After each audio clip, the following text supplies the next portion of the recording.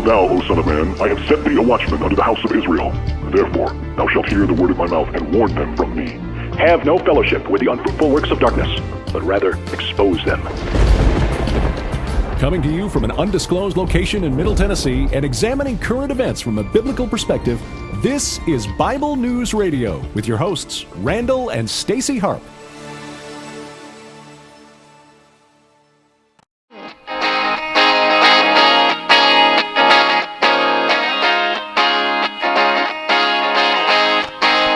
Oh, hey everybody. Wasn't that great the way I did that? Hey, I gotta tell you, this book is totally hard to put down. It really is, and I'm not just saying that. I actually mean it. Like, it was totally glued to my hand earlier today. I didn't want to put it down because it's so good. Anyway, hey you guys, welcome to this edition of Bible News Radio. I gotta tell you, I am your sweet and lovable host. Unless, of course, you're a flaming liberal who really hates me, then. But if you're a liberal that loves me, then you can verify that. I am sweet and lovable, right? Just saying. Anyway, today what we're going to do is we're going to talk to Ron Pratt, lovingly referred to as Papa Bear, Alaska, which I think is super cool. I really do. And it was probably 2 years ago, I think, approximately, maybe 2, I think.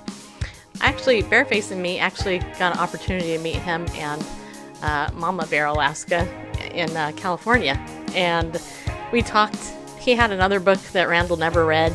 And anyway, he ended up doing this book and Navigate Your Faith, A Christian's Field Guide to Not Getting Lost. And he's been doing interviews like for months now on this book. But I have to tell you guys, you have to go get this book. I'm not even gonna, look, I haven't even put it in my Amazon store, but here's the deal. We have a special coupon code if you order it from his website, just so you know. Right? You can go to papabearalaska.com, and if you use the coupon code NAVIGATE, you can save 20% on this book. So if you already ordered it, oh well, that's okay. I'm glad you got it. But you can save 20% if you use the word navigate at papabearalaska.com. Alright, so who is this man? That's the question. Well, I'll tell you who he is. He's a cool guy. Oh, I see all these cool jokes coming on right now. Yeah, he lives in a cold place. Yeah, he does. Anyway, he is the president and founder of This Generation Ministries, which aims to reach the lost people of Alaska. Yep. Anyway, so here's the thing. I could say a whole bunch more, but I'm not gonna, because you know what? Honestly, I don't read bios that well, and you guys really don't need me to tell you who he is, especially on Periscope, because he's a gold star Periscoper. And he has come to our lowly little bronze star Periscope. Yeah, he has. Yeah, he has. I'm honored to have another gold star Periscoper on the show. Say, hey, Papa Bear, come on. How you doing, bud? Great to be here. Thanks for having me. I think I'm getting reduced to an aluminum star. Are you? Yeah. Or maybe tinfoil. Oh, the silver star? Yeah. It's inevitable. It's going to happen. Well, hey, we could start there, but instead, before we get into the politics of, social media, I would love it if you, because there are some people who don't know who you are, because they probably don't stay up and watch you, because you broadcast at a different time, don't you? Usually, yeah, usually. So what time is it there for you? Okay, so right now it's a little after 1 p.m. So we're between California time and Hawaii time. Okay, so you're 3 hours behind me. Yeah. Oh, okay. Yeah, so Pacific time, West Coast is an hour ahead of us, and Hawaii, where Greg is an hour behind us. Yeah. Well, I personally wish that I could go to Alaska someday. It's amazing. That's what I hear. Yeah, really amazing. Yeah. So so tell us a little bit about your family, about you and stuff. So for people who don't know you, like, I mean, they will definitely want to watch you, I'm sure, but you know. Well, I've lived kind of two lives simultaneously.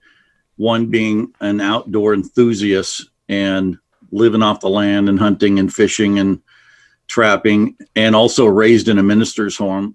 So I was a PK and grew up in that environment. So I've actually been in professional youth ministry for, well, longer than we've been married, which will be 33 years next month. Wow. Congratulations. Yeah. And we've lived over 20 years in Alaska, so it was really easy. People say, well, what was it like going from Northern California to Alaska? And it was a step up for me, and getting used to the environment was, it's kind of like your niche. If you're a city person and that's your niche, you fit in and you feel at home.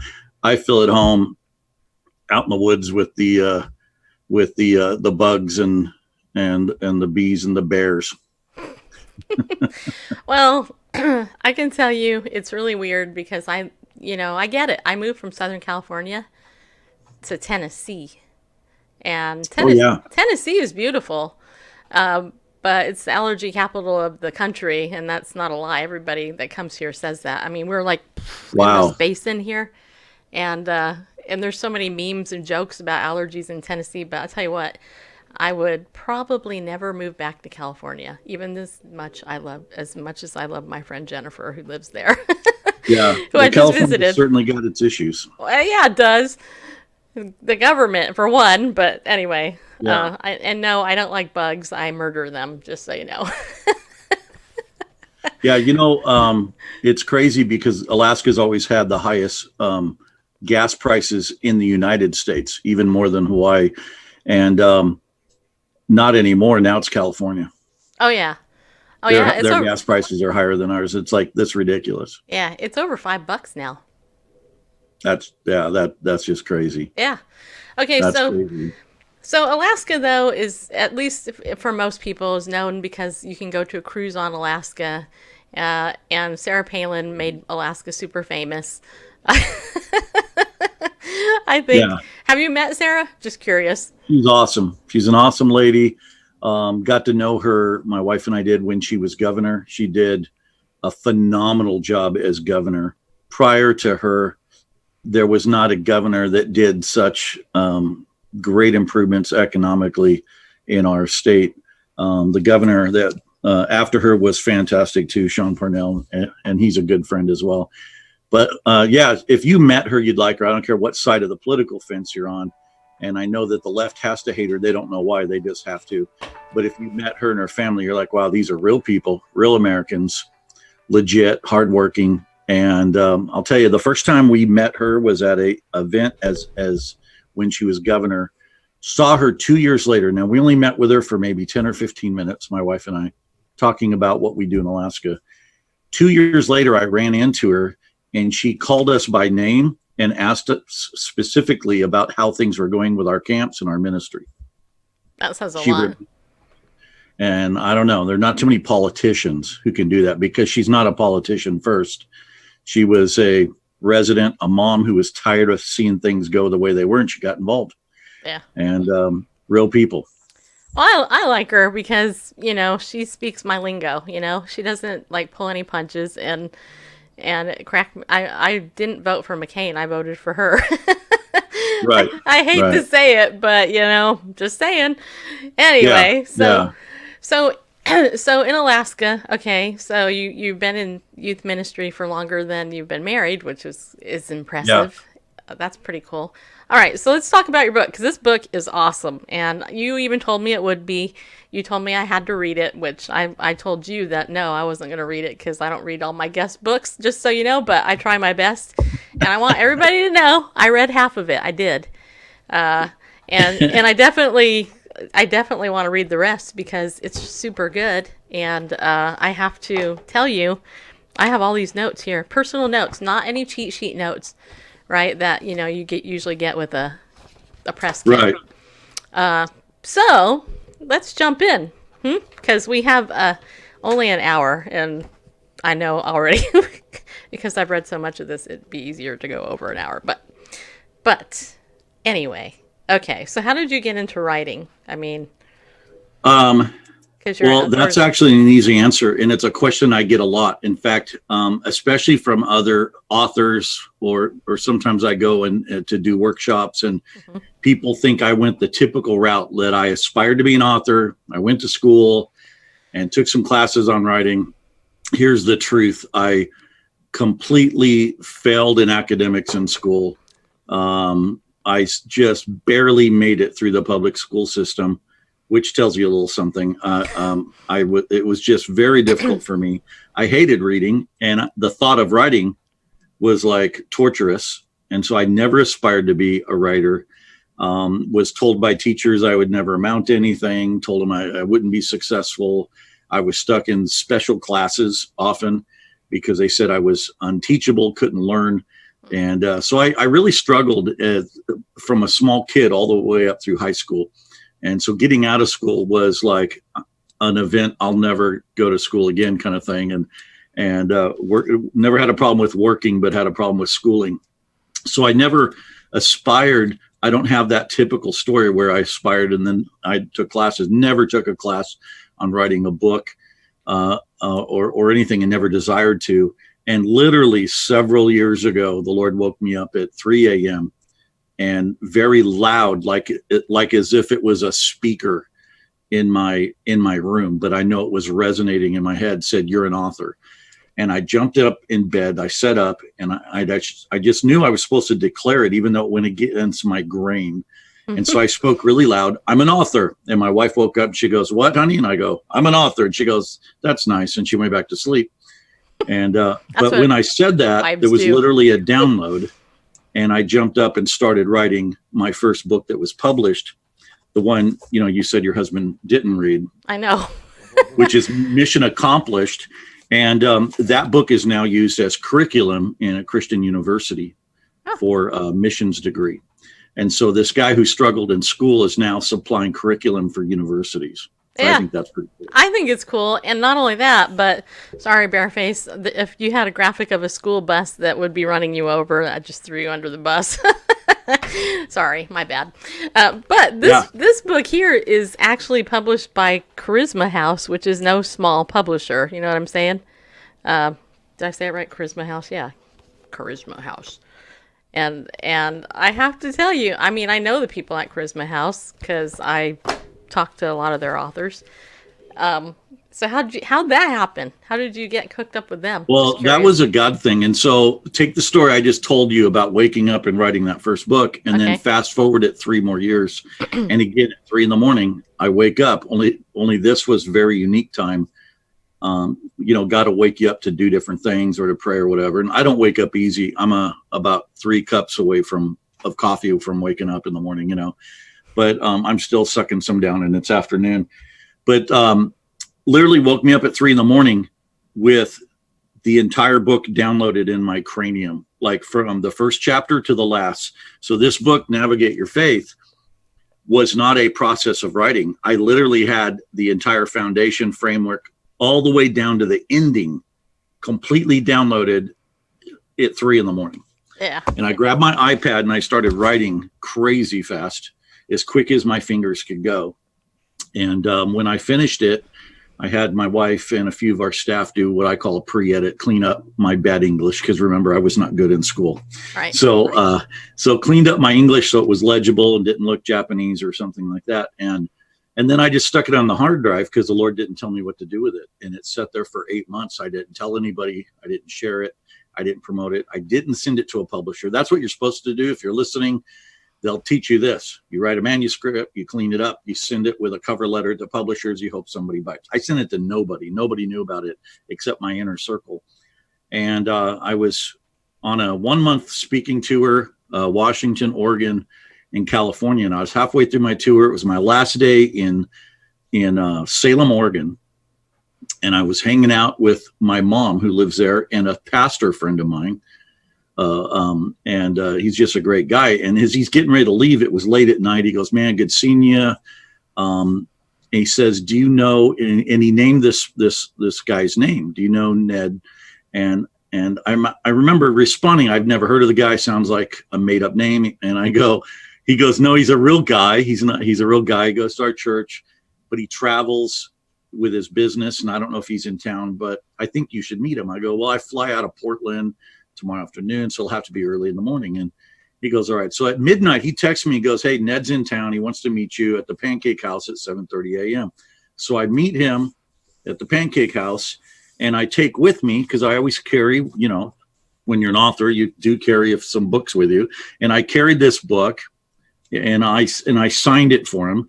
And so when we met at the, for breakfast, I gave him this book, and he did something I've never seen done before. He started reading the endorsement pages. Nobody does that. Nobody reads endorsements unless you're in the publishing world. Right. I do. I read them. Reading, and he goes, this guy, Dr. So-and-so, this professor, this pastor. And he's going through, because I had some pretty big hitters write endorsements. And I'm thinking as he's asking me, you know him? How do we know the same people? That's crazy. And so then he proceeds to tell me what he does. He is a salesman for Charisma House, lives in Salem, Oregon, has worked for them for 16 years. And he goes, what else have you written? I go, well, I wrote this book 8 months ago. I finished it, and it's sitting on my hard drive. And I just tell him an outline of what the story. He goes, wow, that sounds intriguing. Can you send me the manuscript? So I sent him the manuscript. I didn't hear from him for 3 weeks. Midnight, he calls me. He's crying on the phone. He says, I'm halfway through your book, kind of like you are right now. Mm-hmm. And he says, I'm halfway through your book, and this book will change how my family lives. Good. And this is from a strong Christian family. And he goes, this will change how my family lives. And it hit me. I'm like, wow, you're telling me this book, you just read this rough manuscript, and it's going to change how your family. And he goes, it's going to take a miracle because you're a nobody, but let's go through the process. He was honest. I know. I love it. In the public, and when you're talking about publishing, right? I'm a nobody, but that apparently is changing. So, to God, you're all somebody's people, but maybe in a certain realm in the world, you're a nobody, and that's okay. Don't get uptight over that. So I recognize that. And so we went through the process, and through a series of miracles, literally several hundred books for that season were manuscripts, I should say, were presented. Of all of them, the company only picked one book to write a contract with, and that was mine. And so it was miraculous. So from a contract and go to there, and there's more miracles attached to that, but it's been really amazing. And what's really amazing is the testimonials I'm getting from people I don't know, emails from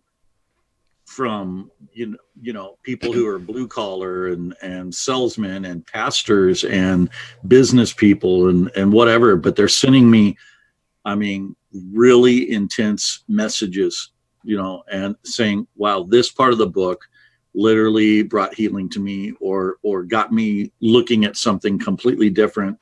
And I'm not going to be doing this anymore, or I'm going to go pursue this because of this book. And I'm like, wow. Yeah. And just drawing people closer to God. See, and that's so cool. And the reason I'm laughing is because for 15 years I've done broadcasting, and I have read a lot of books. And this book kept my attention, first of all, but anybody who's honest, and now that I know your background as a PK, you've seen this, right? So, the book starts out, everybody, it's a story. It talks about the Christian family. And what Papa Bear does is he's talking about Jason and Cindy, who are married. They're a Christian family, and they go to church. Right. But the Super Bowl or some NFL game, let's say, I don't know if it's a Super Bowl, right? It's Super Bowl? Or anyway, some important football game is on, and so they hope that the pastor doesn't go overtime because it's so important for them to get home for the football game. Anyway, and so it starts there, and, as I'm reading this, I'm laughing because I'm like, oh my gosh, boy, did you nail that? The whole culture. So I wrote notes. In fact, you wrote a couple of things here, and one of the things that leapt out at me was when you wrote that the spirit of entertainment, you believed, is really the widespread addiction of the church. And that's not word for word, but it's paraphrased, of course. And and one other line that was in there was that you wrote, nothing is worse than mixing church with your personal life. As I read that, I laughed out. I laughed out loud, not because I thought it was funny, but because I thought, well, you get why I do this show. Because, one thing that Janet Parshall taught me years ago, listening to her show, was that we can't separate our faith from our personal life. And yet, that's exactly what I think the majority of carnal Christians actually do. And so, you want to talk about, about the spirit of entertainment and just how you set the story up?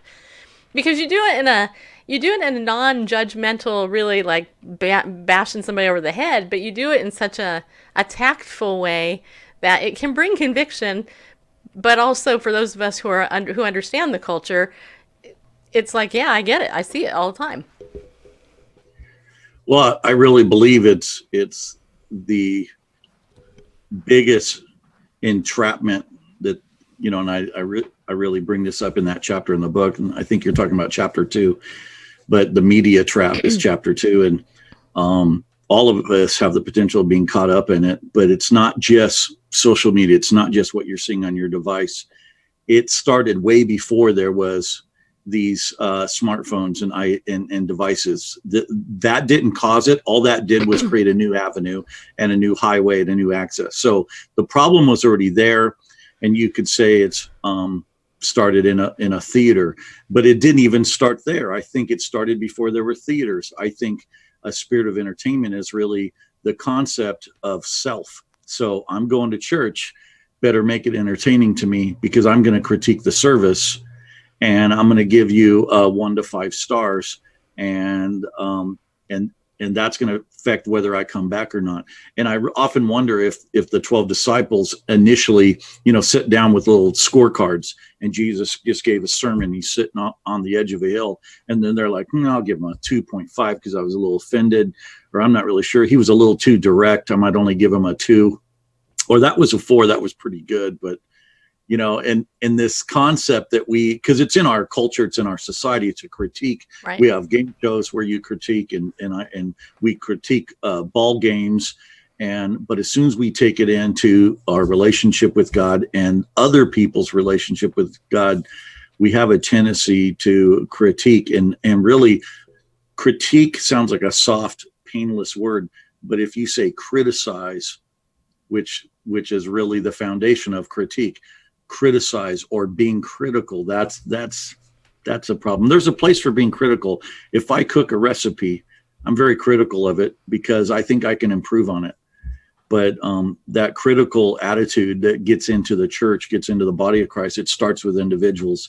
And it's just say something people don't agree with on social media, and you'll see it from all. I expect criticism from the world. Sure. And this book wasn't written for them. This book is written for anybody who carries or adheres to the label called Christian, or that banner at some level. Yeah, there is. I'm going to read part of what you wrote because I underlined it here. You know, if you see, I underlined it. So you can see, I underlined a lot of stuff.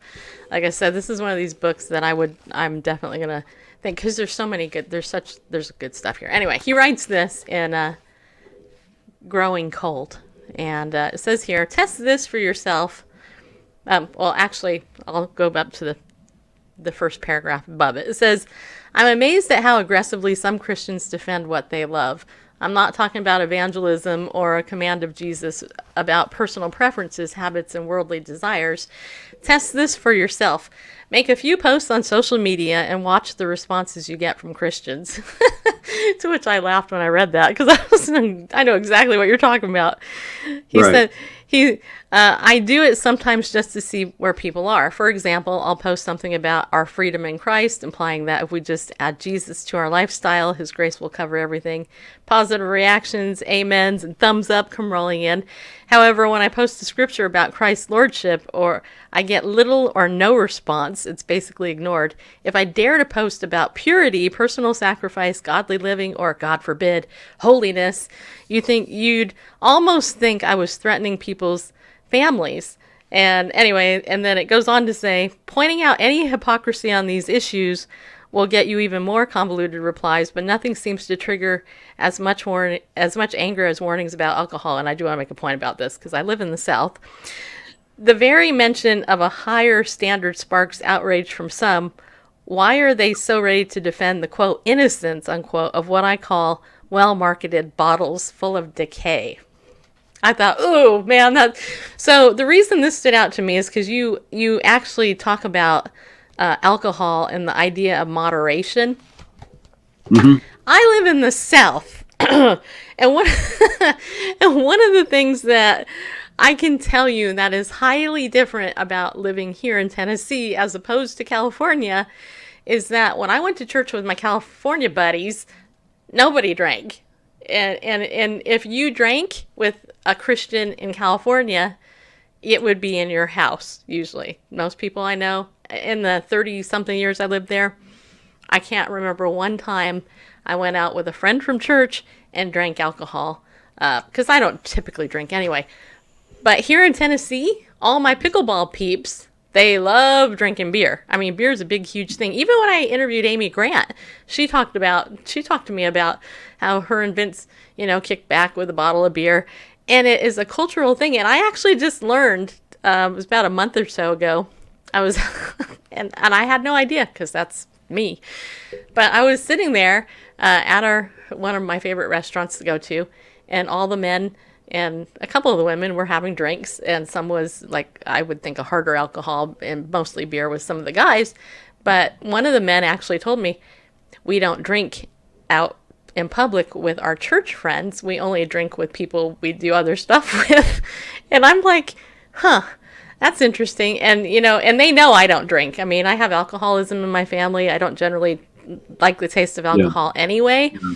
But I'm such a lightweight that I would get drunk on half a sip of something because I just don't drink. And anyway, so one of the things you talked about in your book that I thought was so great was when you were talking about the idea of moderation. Let's see here on page 43. Wait, hold on. I wrote down a note.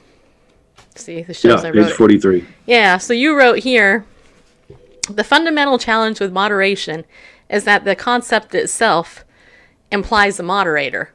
And it says here, history teaches us that we humans don't self-moderate very effectively, especially regarding issues like alcohol consumption. We need others to serve as moderators in our lives. It's a little embarrassing that we need to be moderated by a secular government.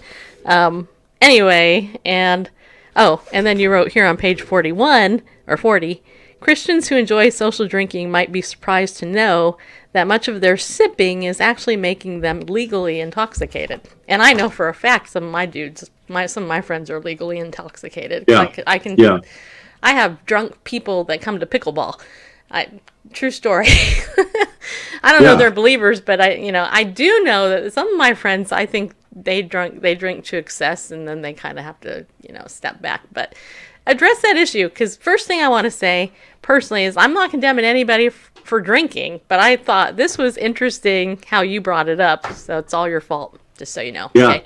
Well, I'm trying to show a different angle that the Lord gave me on this, because a lot of people, it's just hell and brimstone, and if you drink, you're going to hell. And if as you really study the scripture, it's not a salvation issue until you get drunk, because it says drunkards will not inherit the kingdom of God. Well, what's a drunkard? Well, you're going to have to do some historical research and look in the Hebrew, and a drunkard is literally somebody who gets drunk. Well, according to the state of California, which I put their findings in this book, you notice there was a graph there. I did. It took me about a month to get permissions from California to use that, and jump through lots of hoops, to use their information and graphs before they gave me a thumbs up to use that. But they show that people are getting drunk way sooner than they think they are. So most moderate drinking is actually people getting drunk.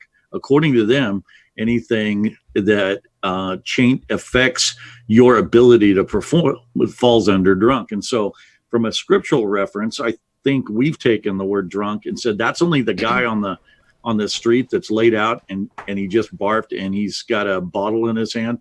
That's a drunkard, not me. I just get a little tipsy a few times a week. Well, who's more drunk, Right. What really motivated this is, and so a little background for people who don't know, in Alaska, we still do a lot of youth ministry and youth outreach, but most of our focus is suicide prevention. So we go into small villages, communities, we run winter camps, summer camps, all kinds of things. And we find hot spots where suicide's really bad. And we go and do preventive programs. And, we call it the one-step program, because when these kids step into the arms of Jesus, all kinds of healing takes place. And when you don't hate yourself, then you don't want to kill yourself anymore.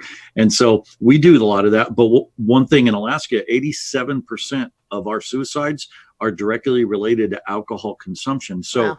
Alcohol obviously puts you in a state of mind that you would make a decision that you normally wouldn't. And so we got all these kids making a permanent decision for a temporary problem, and we're trying to give them an option out of that.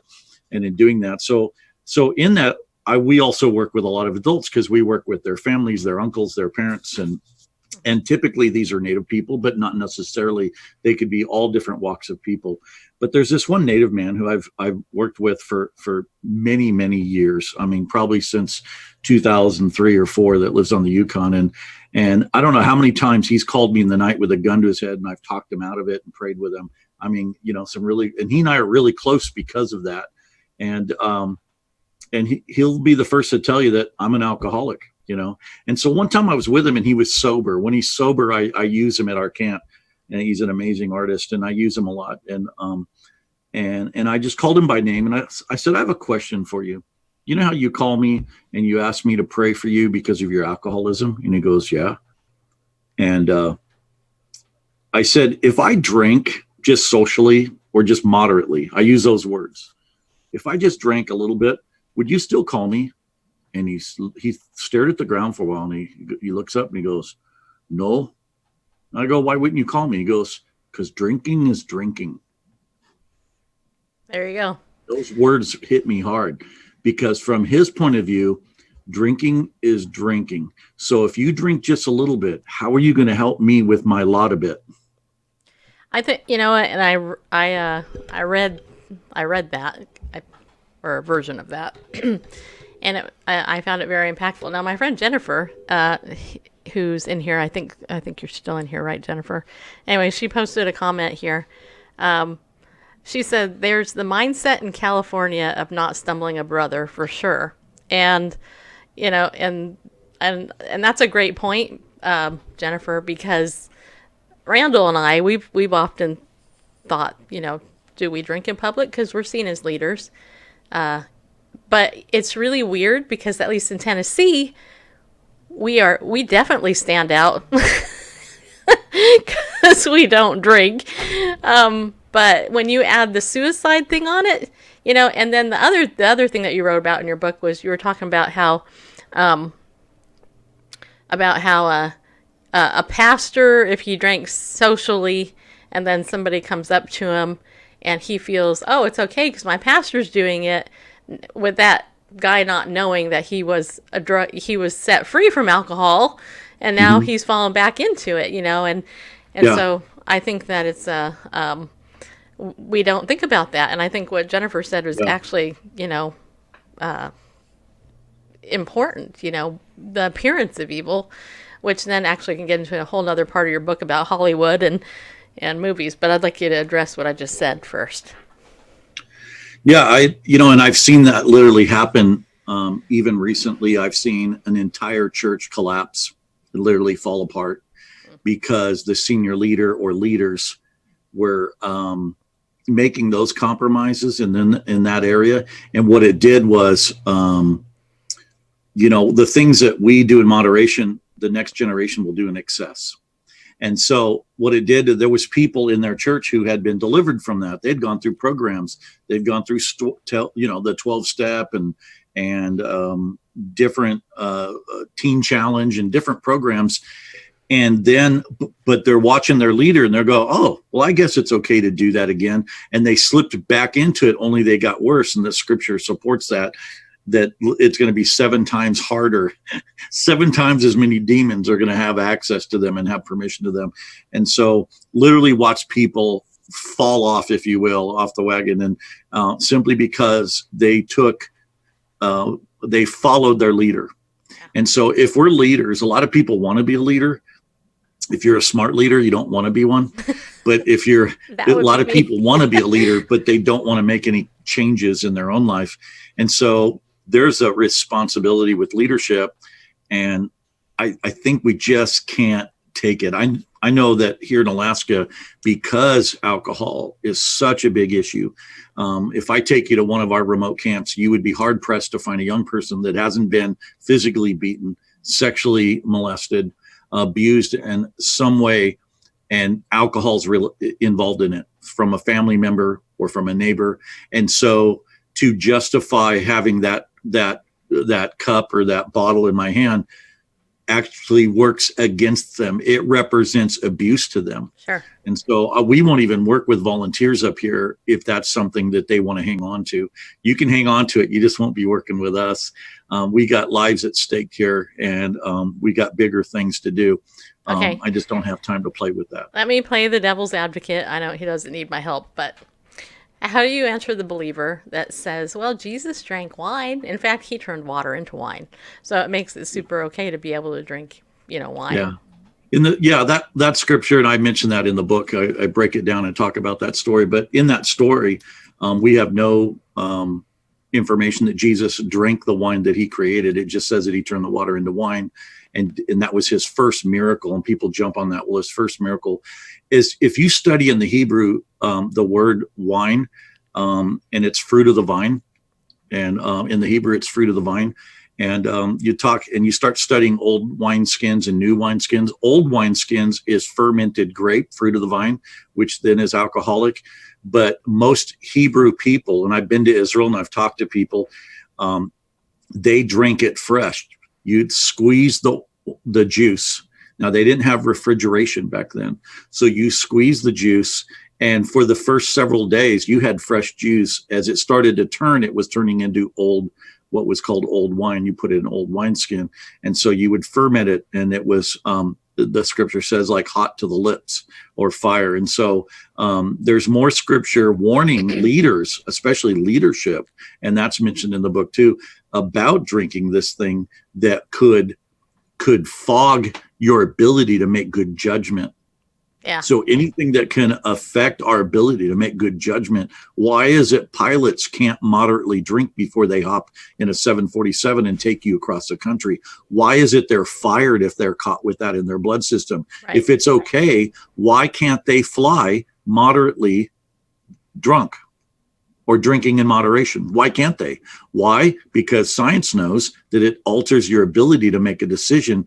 We don't want them in the cockpit making decisions from a foggy view because their head's spinning and they had a little too much alcohol in their blood. So as leaders and as spiritual guides, how can I guide anyone through navigating this life if I'm a little tipsy and I don't know where I'm going? Yeah. Amen, bro. I need to have clarity of mind.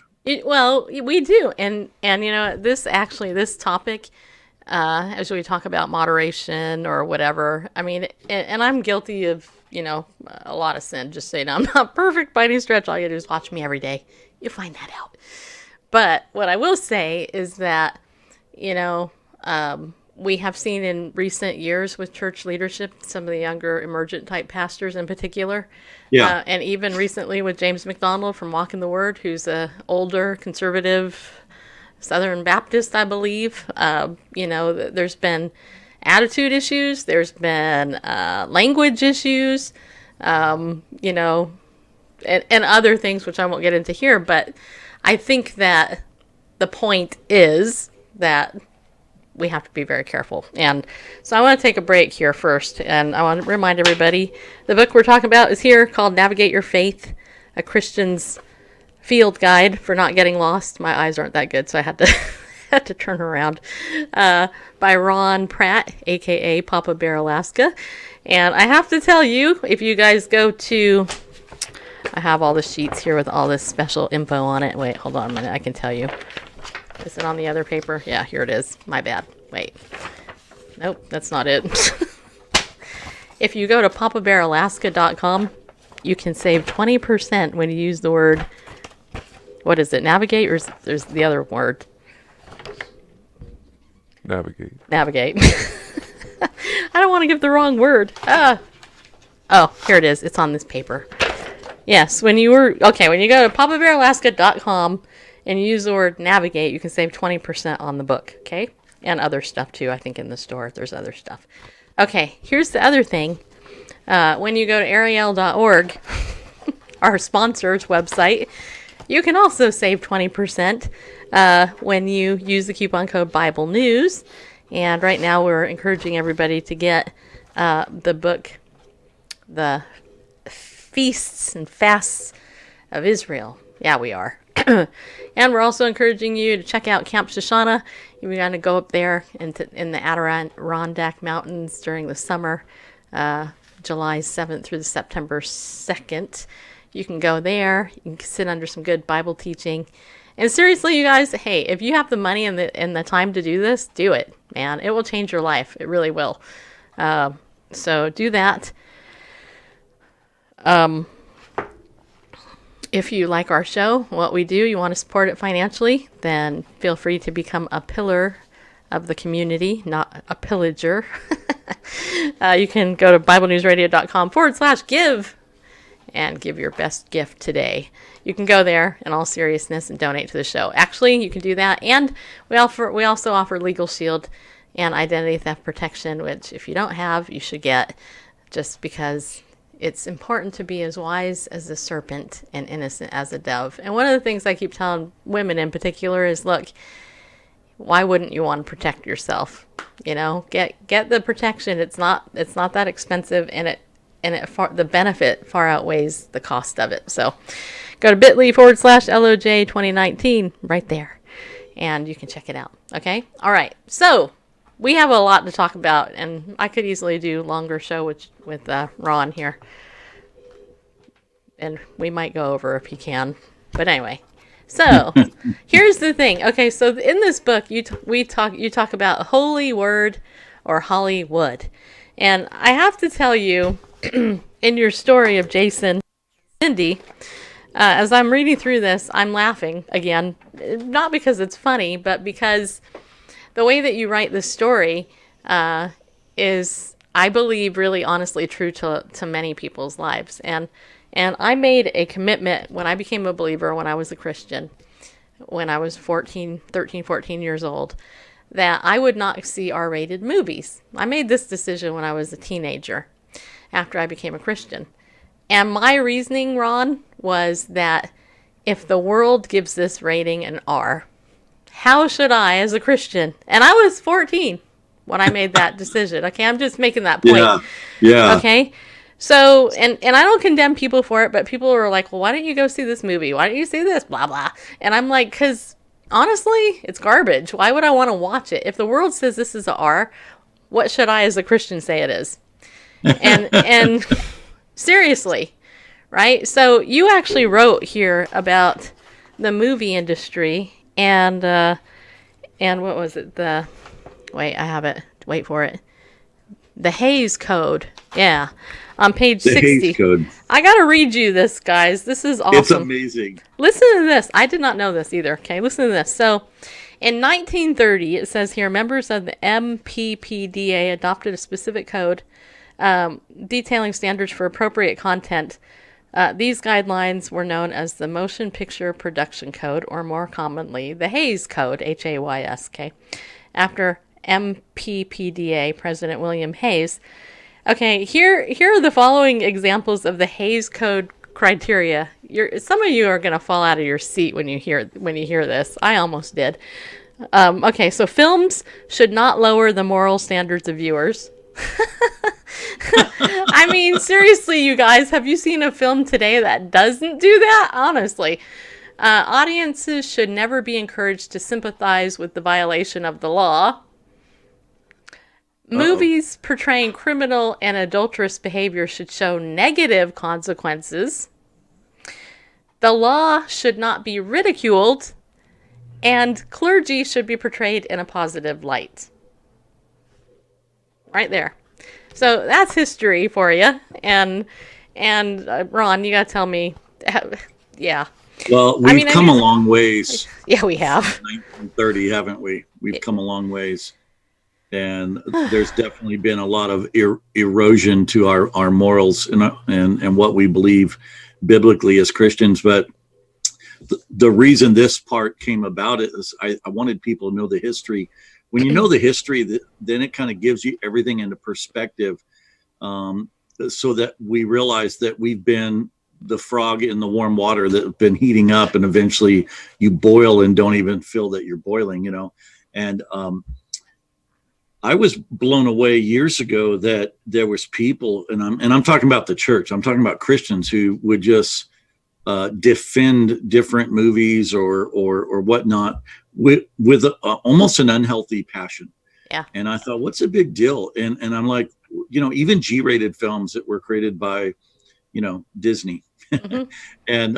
and who introduced, The Good Witch to, our kids back in the day. And so, and I say it in the book that I propose that there's G-rated movies that are way more harmful than R-rated movies, as Passion of the Christ was rated R. Right. A movie that just came out and really hit the fan with attack by media and was given a R rating. And I believe that was called Unplanned. Great Yep. movie. Yep. And I will watched it and I go, I'm not really sure how in the world this got an R rating. So they had to bend their own rules so they could do that. I mean, literally. And then you see some other R-rated movies that you're going, well, a few years ago, this would have been an X-rated movie. And so my whole point in this is, why are we letting Hollywood tell us what a rating is? Yeah. Why are we letting the most immoral people on the planet tell us what morality is? There's something wrong with that foundationally. The irony of it all, even with the NC-17 rating, which is X, by the way, people, and isn't it interesting also when you think about it, even TV today, I mean, just regular TV shows, they've slapped that rating on there.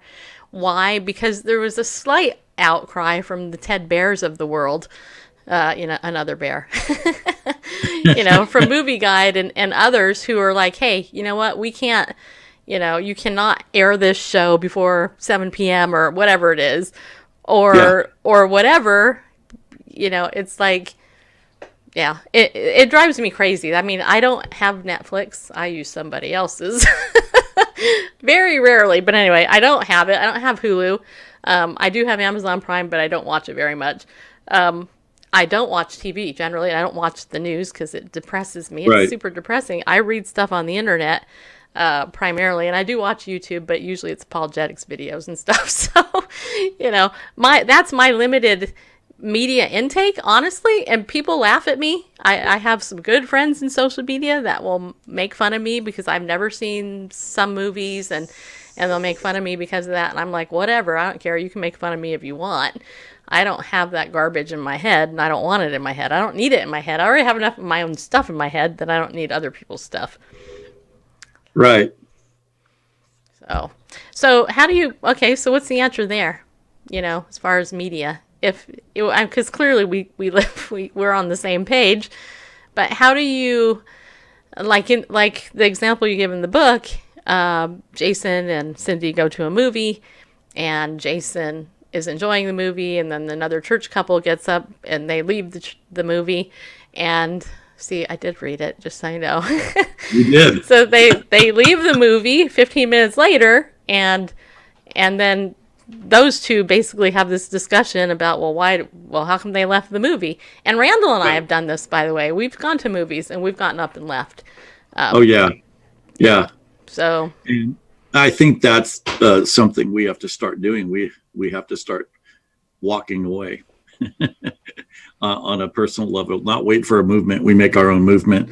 And really, you look at the Hays Code. Where did the Hays Code? Why is it we like the Hays Code? Why is it we agree with it? Because these are people who were using a standard from a culture that was biblically based. So Right. you get biblical concepts of honor and of not dissing each other. And you come up with the Hays Code and you're like, okay, we're going to do movies, but here's going to be our criteria. We're not going to make clergy look bad. We're not going to rip on them. We're not going to make law enforcement look bad.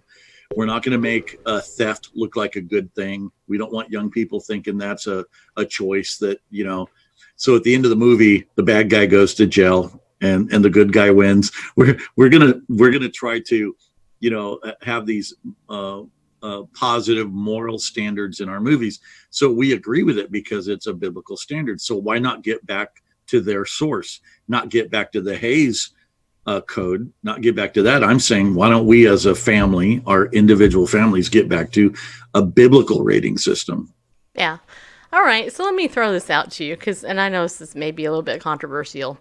So far, we poo-pooed alcohol Okay. and movies and entertainment, and the NFL and stuff. So this is the problem with the church, Ron. Just so you know, we're so stuffy and we're so uptight, and we don't want to have fun as Christians because we hate the world, and because the Bible says that if you love the world, then you're an enemy of God. Right. Just so you know. So what do we do? I mean, we can't play cards either. I'm sure that's probably in there somewhere. No, I don't know. But That's what it is. we can't dance either, actually. Well, unless it's ballroom dancing, and then that's okay. But no, I'm just kidding. No, in all seriousness, how do we then, as Chuck Colson would say, how then do we live? That is a good question, because if you only speak one side of it, it starts to look like you're just an anti-movement. Right. And that's what this book is about at all. Right. And as a person gets to the end of the book, what it's really doing is highlighting those areas where the enemy trips us up, gets us down a wrong path, gets us down the wrong road, a dead end road, because so many Christians, I think we would be surprised if we knew just how many Christians are actually lost and don't know it. They're lost in their relationship with God. They're lost in life. They're lost with purpose, or they don't have a purpose, and they're just going through the motions and going to church and whatnot. And so, but the answer to the question that you have is, we become the entertainers and not the entertained. We become the uploaders and not the downloaders. We become the person who's creating influence and not being influenced. Does that make sense? And so just the other day, I was talking to my son, and I was crunching my social media, and I'm trying to see where my notes are, but it was something like, I added up all my social media platforms, everything I could, and I added every number in total who I was following and every number of followers. And I came up with, I think it was just shy of 300 to 1. So it was like 290 something to 1. So for every 290 people, let's say I'm following one person. So I think if you take your average person, especially your average young person, you're going to find a flip side of that. For every one person that follows them, they're probably following 300 people, and meaning the influence on them is greater than the influence they're having. Does that make sense? Yep, it does make sense. So I'm not anti-social media. We're using it right now. And I talk about that in the book, and I've taught, workshops on it. So, in fact, I just recently did a live Facebook to leaders and church leaders and pastors saying one of the reasons that social media platforms are so wrecked and biased and evil is because we've been just watching it happen, and we've not been involved, and we've not joined in. We're coming in on the tail end of this as believers, as faith-based people, and then we're wondering why we're rejected. So why didn't we see this coming? Why didn't we have the foresight, see this coming, and why didn't we dominate Twitter 10 years ago? Well, I can tell you why, because the National Religious Broadcasters leadership are old. And I'm saying this out of the utmost respect for my fellow old people, because I'm old too. No, I'm just kidding. I'm not that old. But what I will tell you is 15 years ago, when I started my show under a different name, Active Christian Media. It was actually Minded Media first, then Active Christian Media, and then On the Wall Radio, and now it's Bible News Radio. We finally found our name. Yes, I am old, Jennifer, but you're older, just so you know. Anyway, but I remember going to the National Religious Broadcasters NRB convention, which is the largest convention for broadcasters and Christians in the media. And Wow. And Bareface can verify this. We were doing interviews, and I had the ear of Janet Parshall and others who were on their corporate board, or whatever they call it, their executive board. And I went to them and I said, you know what? I want to teach a workshop on using social media, on Twitter, on podcasting. Okay. Yeah. It wasn't until almost 3 years later that they had somebody come in and actually address these issues. And and what really was annoying to me is as probably 10 years into doing my podcast, it was finally 10 years later, the Christians decided to finally do their broadcast on podcast. And I'm like, welcome to the 21st century. Hey, yeah, it's nice that you archaic 70 and 80-year-olds who are running this media the way that you are. You're totally losing my generation, which is just below yours. And now, if I had children, my children, you know, they've had a pacifier, electronic pacifier, so to speak, since they were born, you know. And now NRB is finally kind of catching up, but it drives me crazy, and that's the biggest issue right there. I helped Janet Parshall with her own Twitter account. I actually own the name Janet Parshall on Twitter, you guys, just in case you didn't know this, because I helped her build it. But rather than her take it from me, when I offered it to her, she set up Parshall Talk as her Twitter account and refused to take it from me for whatever reason. That was her issue. Whatever. My point is that Christians are like way behind the world. And that's why we are the way that we are. And then those of us who are brave enough to be on social media and actually espouse a big biblical worldview, we're being squished by these people.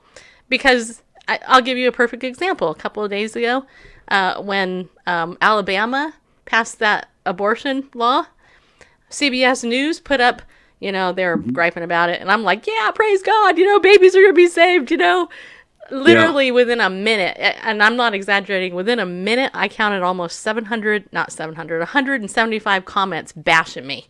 Like that. Yeah. It's like the minions were like, you're evil, and you're this, and you're that. And I'm like, I was smart enough not to respond, but I thought, you got to be kidding me. And a lot of the left is out of work because they don't want to work. So they have the time to do that to their advantage. But, I think the answer isn't just having a few big voices speaking for morality and for the Christian world on social media.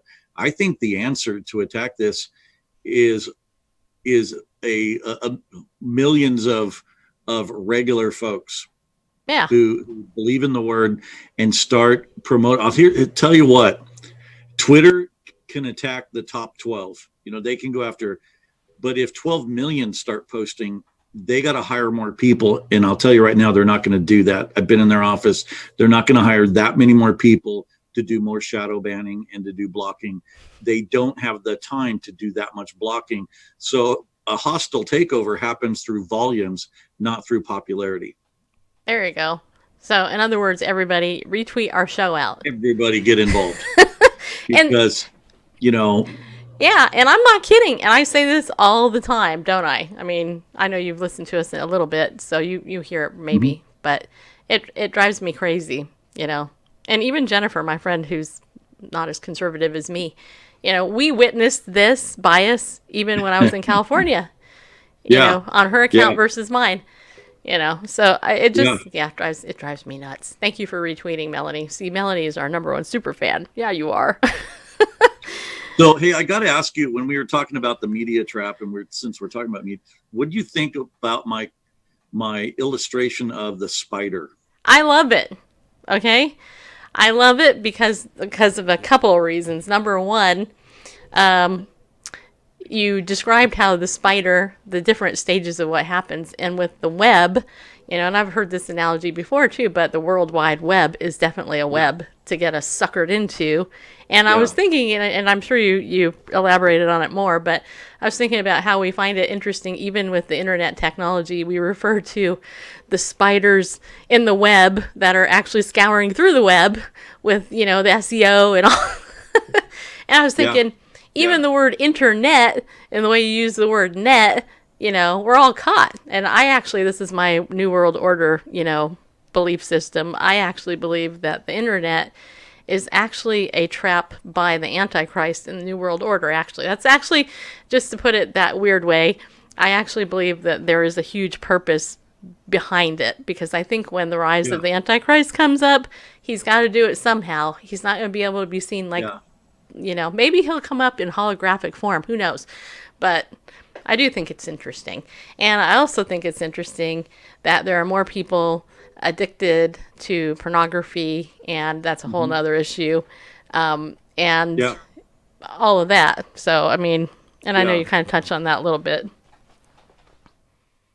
Yeah, my research of spiders on that part of the chapter, I was amazed to find spiders that they weave a web that'll catch birds. They catch, like animals. Yeah. And I'm like, man, these are strong little insects, strong critters. And but the 5 stages, for those of you that haven't read the book yet, the spider, or what he does with what that spider, he or she does with the web, is entangle, infect, capture, kill, and consume. And so the spider's desire is never to quickly kill its prey. It's to keep its blood source alive, but to keep it captured so that it can utilize that blood source, that life source, as long as it possibly can. It literally wants to slowly suck the life out of you. And that's the purpose of the web, is to snag you into that. Yeah, it is. It's a great book. You people should get it. So why don't you go ahead and tell them where, because Randall's like, you only have a couple minutes left. You need to shut up, Stacy. No, he didn't say that, but actually. You can get it at Barnes & Noble. Just to say, I don't have it on my website anymore. Oh, you don't? I am getting 20% off with that coupon code for anything on my website in the store. But as an author, they only give you so many books that you can, do what you want with on that. And so you sold out, huh? That's done now. But now you just simply go to Barnes & Noble, or you can go to Amazon, or any major Christian bookstore will have it.